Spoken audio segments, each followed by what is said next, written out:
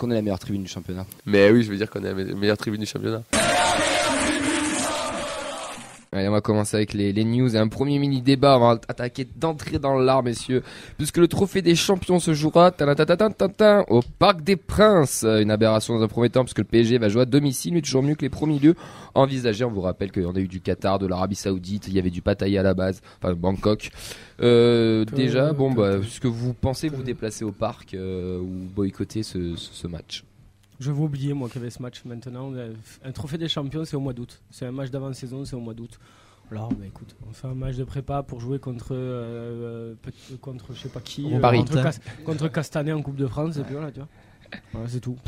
Franchement. Toi, t'as un avis extérieur, Ben, t'en penses quoi? Mais on le regardera quand même. Mascarade. C'est une belle mascarade. De toute façon, celui de Montpellier, c'était déroulé, je crois, en Israël, donc ça m'étonne pas. On fait que délocaliser. C'est un trophée en bois. Écoute, on sera au Danube, on regardera le match. Exactement. Théo?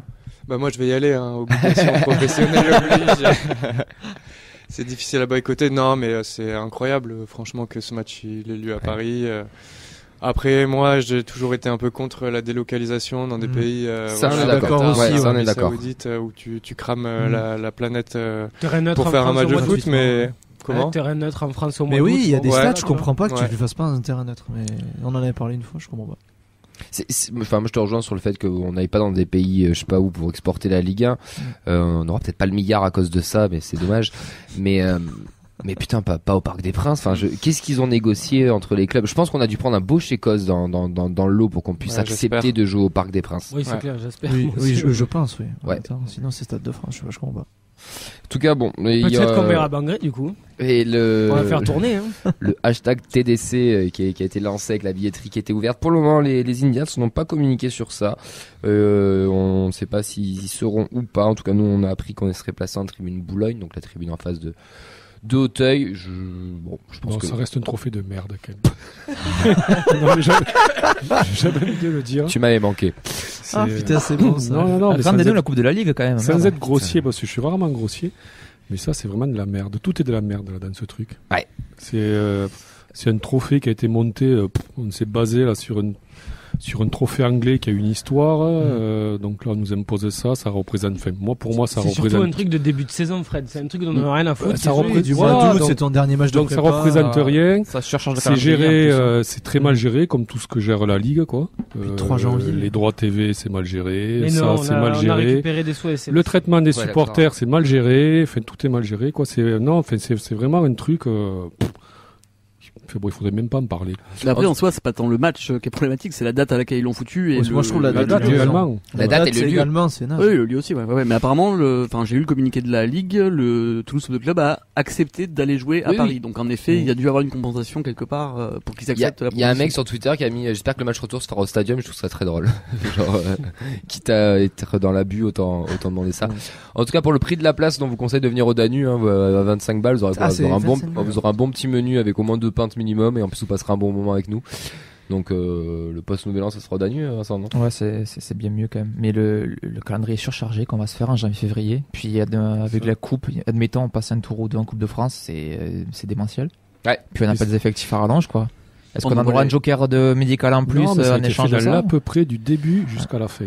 Non, mais quitte à en avoir rien à cirer, on envoie les coiffeurs et puis voilà. Ouais, moi je disais d'envoyer la N2, ils ont l'habitude de perdre de toute façon, donc au pire.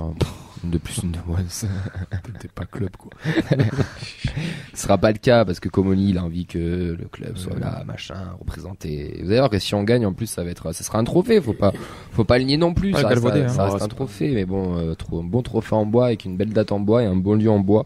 En tout cas, bravo la Ligue. Encore une fois, ils sont en train de nous montrer tout leur talent et je pense qu'on n'est pas au bout de nos peines et de nos surprises. Vincent, la deuxième news, c'est une bonne nouvelle puisque on parle de Nathan qui n'est pas là, on va parler en son nom. Et oui, comme annoncé vendredi dans l'émission et par Nathan, le club dans son communiqué du match de dimanche nous a appris que l'argent donc par des places rachetées par les Indians qui sont relocalisés eux-mêmes dans le stade seront reversés à 2 associations du Toulouse Football Club, dont une partie pour la création d'une association de supporters PMR. Donc un gros coucou à Nathan, ça avance. Ça y est, Nathan il part à Miami dans 2 semaines. Ouais, c'est bien. Non mais c'est bien, il est sur le dossier. On en avait parlé vendredi, il a eu des réunions avec le club. il est en train de monter tout ça, il est en train de faire de belles choses avec eux et c'est chouette pour les gens en situation de handicap et PMR. Chouette, il va y avoir c'est une belle avancée quand même. Ouais, donc bravo à lui aussi, bravo pour son initiative aussi et bravo au club aussi de lui faire confiance et de l'écouter et de marcher ensemble. On avait une dernière news mais je sais pas si on va la sortir, on doit la sortir vendredi. On va passer à nos prêtés, mon cher Vincent. On va commencer par Birmancevic, victoire 2-1 contre Pardubice. Il est entré en jeu à la 62e minute. À Munich, défaite 3-1, il n'est pas entré en jeu. Ketil Hogg, il a perdu 2-0 contre Bodø/Glimt, le leader du championnat. Ils sont toujours 8e. Et notre ami Flemings, qui est en Erasmus en Serbie, lui, il a gagné 4-0 contre IMT Novi Beograd. Il a joué 67 minutes. L'Académie. Ouais, on va commencer avec la N2 avec une défaite 1-0 dans les tout derniers instants à domicile contre Andrézieux Boutéon. C'est pour ceux qui étaient sur place, on a pu voir des résumés où c'était un match plutôt équilibré. Malheureusement, ça a craqué en fin de match. Il y a Lamadi qui prend un rouge notamment, donc ça fait une fin de match assez compliquée. Et donc Toulouse reste englué à la dernière place, avec 2 petits points malheureusement. Ça devient vraiment très compliqué. Si je dis pas connerie, Lamadi ça fait 2 cartons rouges en 15 jours. Ouais. Oui, avec l'équipe de France. C'est vrai, oui. Ouais, c'est vrai. Pourtant, quand tu vois la compo, quand même, c'est des. Mais la N2, c'est compliqué. Hein. C'est des papas. Hein. Nous, on a des U21. En face, tu affrontes des mecs qui ont 28 ans de moyenne, on va dire. Non, mais c'est des jeunes qui ont apparemment du potentiel, quoi.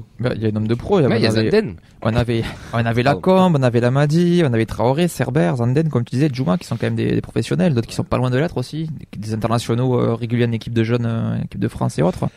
C'est compliqué à voir la seconde partie de saison qu'on aura. Les bonnes nouvelles, elles nous viennent des U19 qui ont gagné 2-1 à Béziers avec un but de Dao et de Pujos. On remonte à la 11e place à 6 points du 4e. Et scénario favorable de carton rouge tout début de match pour Béziers. Ouais. Et tu gagnes que 2-1. Alors je sais pas comment était le match, attention, mais bon. Bon, tu gagnes en tout cas. C'est à l'arrache. Tu gagnes et c'est cool parce que Béziers t'es un peu dans le même. Enfin, t'es pas très loin de nous. Mais t'es pas bien. Et la grosse perte du week-end, c'est le U17, victoire chez le second Montpellier à l'extérieur, victoire 3-2 avec un triplé donc du Néo International U16 Thibaut Nègre. Ouais, c'est U16. On est 12e avec 11 points et ça va mieux. Et ça c'est une surprise surtout. Oui, parce que Montpellier est candidat au play-off. Et d'ailleurs dans les buteurs montpelliérains, il y a un ancien petit de Métropole qui a marqué, Pablo Morato. Il y a Lenny Pujos aussi qui joue à l'UGS, mais je crois qu'il est blessé. Pablo Morato. Oui, tout à fait. Qui a marqué, je crois qu'il a marqué à l'aller au retour contre le TEF du coup. Mais grosse perf en tout cas pour les 17, ils en avaient besoin parce que eux aussi c'est la galère. Franchement, les 17 qui descendent au niveau régional quoi. Mais les 17 et 19 c'est la première année cette année quand même aussi. L'Académie cette année c'est la première année. Donc l'année prochaine ça ira mieux forcément. Après les 17 je sais pas, mais en tout cas les 19 s'ils sont en galère, tu refais descendre Lamadi, Araj. Qui peut y avoir Edjouma, tout ça, ils peuvent redescendre avec les 19 parce que ce sont des 19. Reste. Bon, si t'es en galère, tu pourras le faire. Mais c'est vrai. En termes d'âge, il a le droit de jouer. Même Mawissa d'ailleurs. Oui, ça serait drôle. Repos pour la D3, pour les féminines, on l'avait déjà annoncé la semaine dernière, mais victoire repos aussi pour les U19 qui ont un gros match d'ailleurs à jouer face à Montpellier. Vont recevoir les Montpellier-Rennes la semaine prochaine. On vous annoncera tout ça sur vendredi. Mais les U23 ont gagné 2-0 contre Rodez, buteuse Legrand et Oushkashi. Elles sont 4e de R1 derrière le doublé Montpellier qui cartonne tout. Chez les féminines, voilà pour le programme complet. Vous allez les annoncer chaque vendredi, les résultats chaque lundi sur tous nos réseaux sociaux, la feuille de match sur Facebook, Instagram et la deuxième foot sur Twitter.